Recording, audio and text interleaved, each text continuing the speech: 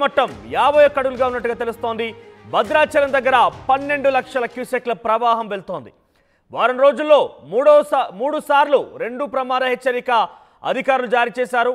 So 47 అడుగులు దాటిందంటే అక్కడ 47 అడుగులు కనుక దాటితే అది రెండవ హెచ్చరికగా భద్రాచలం సంబంధించి గోదావరి నది దగ్గర నమోదవుతోంది. ఈ నేపథ్యంలోనే ఈ వారం రోజుల్లోనే ఇది రెండో ప్రమాద హెచ్చరిక జారీ చేయడం అనేది ఇక మంగళవారం నుండి నేటి వరకు దోబుచ్చులాడుతోంది గోదావరి. ఇప్పటికే లోతట్టు ప్రాంతాల ప్రజల్ని అప్రమత్తం చేశారు అధికారులు. 51 అడుగులు దాటడంతో నేషనల్ హైవే 30 పైన విజయవాడ టు జగదల్పూర్ రోడ్డులో రాయనపేట దగ్గర నేషనల్ హైవే 163పై భద్రాచలం భూపాలపట్నం రోడ్డుపై కన్నాయిగూడెం దగ్గర వరద ప్రవాహం ఎక్కడెక్కడ రాకపోకలు నిలిచాయి. ప్రధానంగా ఈ 3 రహదారుల పైన ఒకటి పెద్ద ఎత్తున విజయవాడ టు జగదల్పూర్ విషయం పైన, తర్వాత భద్రాచలం హైవే పైన మరో చోట 3 రహదారుల పైన ఒకటి పెద్ద ఎత్తున ఇక్కడ వరద ప్రవాహం నిలిచిన పరిస్థితి, రాకపోకలు కూడా చాలా పెద్ద ఎత్తున నిలిచిపోయాయి.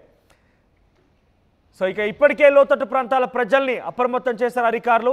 51 అడుగులు దాటడంతో నేషనల్ హైవే 30పై విజయవాడ జగదల్పూర్ రోడ్డులో రాయనపేట దగ్గర నేషనల్ హైవే 163పై భద్రాచలం భూపాలపట్నం రోడ్డు పైన భారీ ఎత్తున వరద ప్రవాహం నిలిచి ఉంది. దీంతో రాకపోకలు నిలిచిపోయాయి. దీనికి సంబంధించి మరింత సమాచారం ప్రతినిధి ఉదయ్ అందిస్తారు. ఎస్ ఉదయ్, సో రోజుకి గోదావరి అప్ అండ్ డౌన్స్ చూస్తున్నాం మనం. సో ప్రస్తుతం 51 అడుగులుగా ఉంది. ఈ నేపథ్యంలో అధికారులు ఎటువంటి హెచ్చరికలు జారీ చేశారు? మనోజ్, గోదావరి ప్రవాహం తీర ప్రాంత వాసులను ఉక్కిరిబిక్కిరి చేస్తుంది.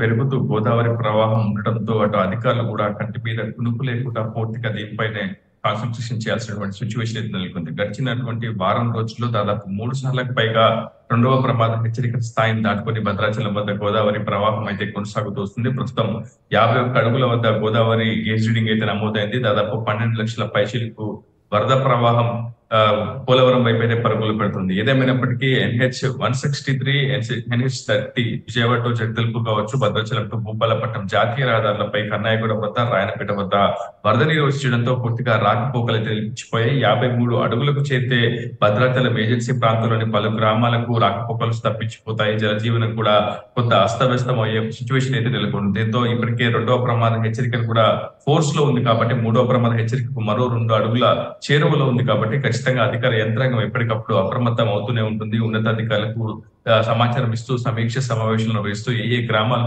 ఉంటాయి మళ్ళీ వారందరినీ కూడా పునరావాస కేంద్రాలకు తరలించే ప్రయత్నం చేస్తుంది. వారం రోజులకు పైగా 40 అడుగుల మేరనే ప్రస్తుతం భద్రాచలం వద్ద గోదావరి ప్రవాహం అయితే కొనసాగుతుంది. ఎక్కడ కూడా కేవలం కొన్ని అడుగుల మేర తగ్గుతూ మళ్ళీ రైజ్ అవుతూ భద్రాచలం వద్ద గోదావరి ఎగువ నుంచి ప్రవాహం ఇంకా నమోదవుతోందా?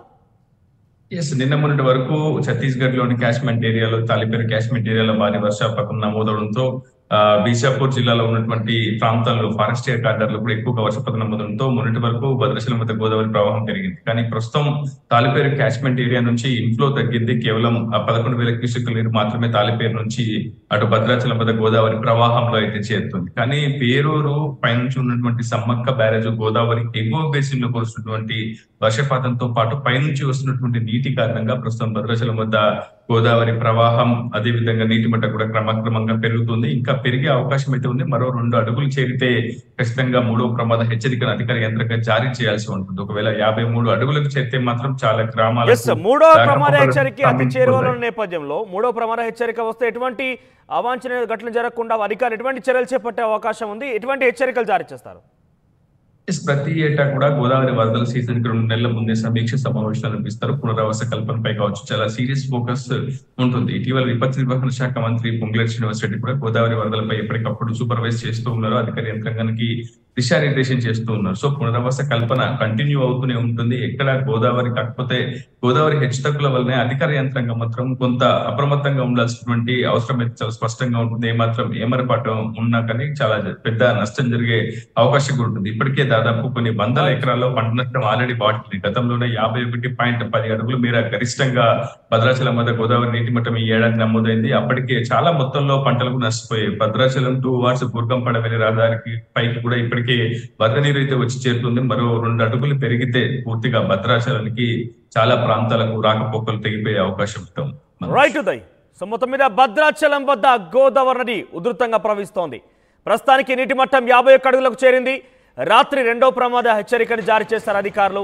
మొదటి ప్రమాద హెచ్చరిక 30 అడుగుల్లో ఉంటుంది, రెండో ప్రమాద హెచ్చరిక సుమారుగా 40 అడుగుల్లో ఉంటుంది. అయితే ఈ నేపథ్యంలో రెండో ప్రమాద హెచ్చరిక ఇప్పటికే జారీ చేశారు. అయితే ఈ వారంలో రెండో ప్రమాద హెచ్చరిక జారీ చేయడం రెండవసారి. అయితే మరొక 2 అడుగులు కనుక చేరితే మీరు చూస్తున్న ఆర్టీవీ స్క్రీన్ పైన ప్రస్తుతం 51గా ఆ నీటి మట్టం నమోదైంది. అది కనుక 52 చేరితే 53 కనుక చేరితే మూడో ప్రమాద హెచ్చరిక జారీ అయ్యే అవకాశం ఉంది. ప్రస్తుతం 12 లక్షల